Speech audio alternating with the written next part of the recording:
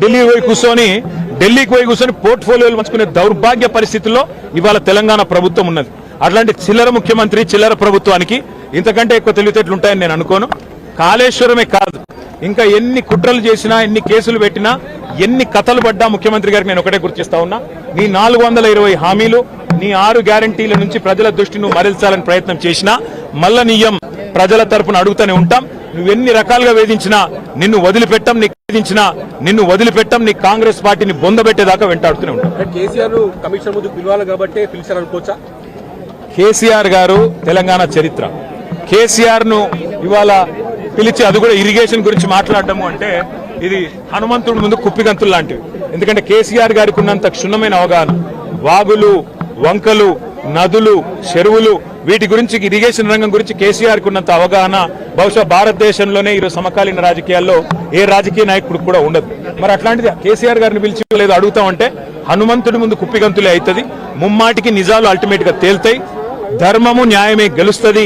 Ultimate గా కేసీఆర్ గారి పేరు చరిత్రలో సువర్ణాక్షరాలతో తెలంగాణను సాధించిన నాయకుడిగా, తెలంగాణను సస్యశ్యామలం చేసిన నాయకుడిగా చరిత్రలో సువర్ణాక్షరాలతో లిఖించబడుతుంది.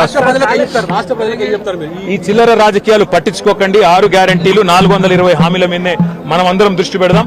ఖచ్చితంగా రేవంత్ రెడ్డిని, కాంగ్రెస్ పార్టీని తొందరలోనే ఈ చిల్లర రాజకీయాలు అన్ని ముగిసిన తర్వాత ప్రజాక్షేత్రంలో బట్టలిప్పి నించోబెట్టే విధంగా కార్యాచరణ ఉంటది. దానికి మీ మద్దతు పలకాలని రాష్ట్ర ప్రజలకు. రేవంత్ రెడ్డి అనే ఒక చిల్లర నాయకుడు, ఒక చిల్లర వ్యక్తికి కేబినెట్ అంటే అర్థం కాదు, కేబినెట్ ఎట్లా పనిచేస్తుందో అర్థం కాదు. ఎందుకంటే ఆయన ఆలోచనలు వేరు, ఆయన ఎజెండా వేరు. ఆయనకు రాష్ట్ర ప్రయోజనాల కంటే, రైతుల ప్రయోజనాల కంటే రాజకీయ ప్రయోజనాలు, రాక్షస ఆనందము, పైశాచిక ఆనందం ఆయనకు ముఖ్యం. ఆయన చిల్లర పని చేసి బ్యాగులు మోసి జైల్లో పడ్డాడు కాబట్టి మా వాళ్ళని కూడా కొంతమందిని జైల్లో పెట్టాలనేది ఆయన వికృతమైన ఆలోచన తప్ప ఇంకోటి కానే కాదు.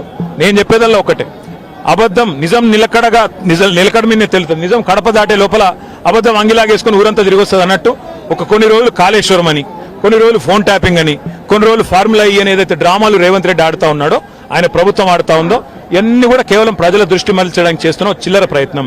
420 హామీలు, 6 గ్యారంటీలు అమలు చేయలేని ముఖ్యమంత్రి, చివరికి మంత్రివర్గ విస్తరణ చేయలేని ముఖ్యమంత్రి, చివరికి మంత్రివర్గ విస్తరణ చేసిన పోర్ట్ఫోలియోలు కూడా కేటాయించుకోలేని ఒక అసమర్థ ఫెయిల్యూర్ చీఫ్ మినిస్టర్. ఆయన ఫెయిల్యూర్ ని కప్పిపుచ్చుకోవడానికి చిల్లర ప్రయత్నాలు చేస్తున్నాడు. అంతకంటే చేసేదేం లేదు. కేసీఆర్ గారితో ఇరిగేషన్ గురించి మాట్లాడడం అంటే హనుమంతుడి ముందు కుప్పిగంతులాగా ఉంటుంది. ఎందుకంటే కేసీఆర్ గారికి సమకాలీన రాజకీయాల్లో భారతదేశంలో ఆయనకున్నంత క్షుణ్ణమైన అవగాహన, నదులు, వాగులు, వంకలు, చెరువులు ఏం చేయొచ్చు అనేది, ఏం చేసి చూపెట్టిందో కూడా కేసీఆర్ నాయకత్వం తెలంగాణ ప్రజల ముందే ఉంది. బ్రహ్మాండంగా తెలంగాణను 1 కోటి ఎకరాల మాగాణం చేసి వరిధాన్యం ఉత్పత్తిలో పంజాబ్ను, హర్యానాను దాటిపోయి తెలంగాణ అనే కరువు పాలిత ప్రాంతాన్ని ఇవాళ భారతదేశంలో అగ్రభాగాన్ని నిలబెట్టినందుకు కేసీఆర్ గారికి నోటీసులు ఇస్తారా? లేదా ప్రపంచంలోనే అతిపెద్ద లిఫ్ట్ ఇరిగేషన్ ప్రాజెక్టును 4 ఏళ్లలో ప్రజాస్వామ్య భారతదేశంలో కట్టినందుకు మీరు నోటీసులు ఇస్తారా? దేనికి ఇస్తారు కేసీఆర్ కు నోటీసులు? అన్ని చర్చలు కూడా ఇవాళ కమిషన్ ముందు జరుగుతాయి. ఎన్ని ప్రశ్నలు అడిగినా వాటికి సమాధానాలు సమర్థవంతంగా మేము చెప్తాము. ఇప్పటికే హరీష్ రావు గారి ప్రజెంటేషన్ తోనే కాంగ్రెస్, బీజేపీ నాయకులు ఫ్యూజులు ఎగిరిపోయినాయి. ప్రజలకు కూడా మొత్తం వాస్తవాలు అర్థమైపోయినాయి. వాడు కొత్తగా చెప్పడానికి కానీ, మరి అడగడానికి కానీ వాస్తవంగా ఏం లేదు. కానీ సాంకేతికంగా పిలవాలి కాబట్టి పిలిచడం నేను అనుకుంటాను. రేవంత్ రెడ్డి వాళ్ళ మామ దగ్గర కూర్చుంటే మంచిది.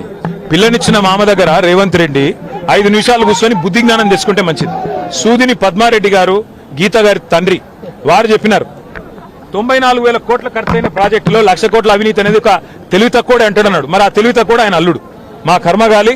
ఆ తెలివి తక్కువ ఇలా రాష్ట్రానికి ముఖ్యమంత్రి. కాబట్టి మేము అనేది ఏంటంటే రేవంత్ రెడ్డి గారు ముందు పోయి వాళ్ళ మామగారి దగ్గర కూర్చొని కొన్ని పాఠాలు నేర్చుకుంటే మంచిది. కాళేశ్వరం ప్రాజెక్టు విచారణ పూర్తిగా అయిపోయిన తరుణంలో మళ్ళీ 2 నెలలు పొడిగించి కేసీఆర్ ను ఇటు హరీష్ రావును పెంచినటువంటి సందర్భం కనిపించింది. దీన్ని ఎట్లా చూస్తుంది? ఖచ్చితంగా కక్ష సాధింపు, రాజకీయ వేధింపు తప్ప ఇందులో ఏమీ లేదు.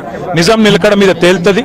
ముమ్మాటికి అల్టిమేట్ గా ప్రజాక్షేత్రంలో, న్యాయస్థానాల్లో ఎక్కడెక్కడైతే ఇవాళ ఈ విచారణను, ఈ వేధింపులను ప్రజలు గమనిస్తున్నారో, 1 కోటి ఎకరాల మాగాణం చేసి పంజాబ్ ను, హర్యానాను దాటే విధంగా తెలంగాణలో వ్యవసాయ ఉత్పత్తి పెంచిన కేసీఆర్ గారి మీద వేధింపుకు పాల్పడితే తప్పకుండా ప్రజాక్షేత్రంలో ప్రజలు బుద్ధి చెప్తారు. 1.5 ఏళ్ల కాలంగా ఒక ప్రాజెక్టు డిపిఆర్ గానీ, కనీసం శంకుస్థాపన గానీ, ఒక ఇటుక పెట్టి కట్టే దాఖలాలు లేవు.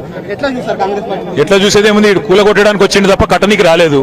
ఈ పేదల ఇండ్లు కూలగొట్టడం, ఇట్లాంటి ప్రాజెక్టులు కూలగొట్టడం, విధ్వంసకరమైన ఆలోచనలు, రాజకీయ వేధింపులు, కక్ష సాధింపు తప్ప ఈ సన్నాసికి ఏమి చేత కాదని అర్థమవుతా ఉంది. అందులో అర్థం కాకపోవడానికి ఏముంది? కేసీఆర్ భయపడ్డాడు. నోటీస్ ఇస్తేనే భయపడ్డాడు కేసీఆర్ అని రేవంత్ రెడ్డి అన్నారు. 100 జన్మలెత్తినా రేవంత్ రెడ్డి అనే చిల్లరగానికి కేసీఆర్ గొప్పతనం అర్థం కాదు. రేవంత్ రెడ్డి గురువు, ఆయన జేజమ్మతోనే కొట్లాడినోడు కేసీఆర్, ఆ జేజమ్మని ఇక్కడి నుంచి తరిమేసినోడే కేసీఆర్. కాబట్టి రేవంత్ రెడ్డి అనే చిల్లరగాడు ఏం మాట్లాడినా, ఆయన చిల్లర ప్రభుత్వం ఏం చేసినా కేసీఆర్ ఎంటిక కూడా పీకలేరు. పరిస్థితి కనబడుతుంది ముఖ్యంగా